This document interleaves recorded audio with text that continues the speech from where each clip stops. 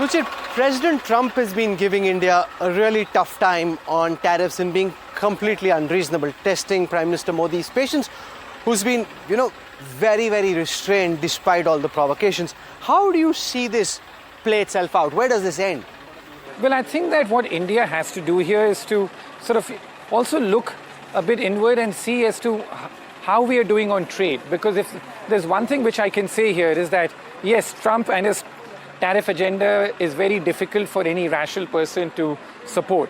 But I think there's something about the fact that India too had turned far too protectionist. So one thing which I was thinking which would possibly come good of this is that India needs to turn less protectionist in general, open up much more to trade with other countries because... Do you see that happen in the way that you'd expect? Yeah, I mean, I think there's some acceleration in that all of a sudden with things, whether it's the European Union, we know the deal with UK was done, but I think we need more of that. For example, I was recently in Indonesia, where I met with the Indonesian president and the government out there.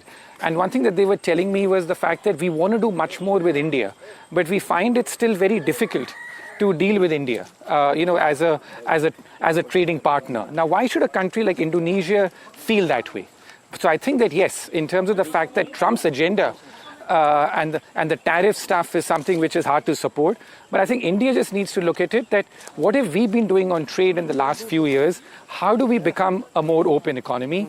And why? And whether it's countries like Indonesia or other things, that even with these countries who don't really have an agenda against us, how do we improve our relations with them on the trade front?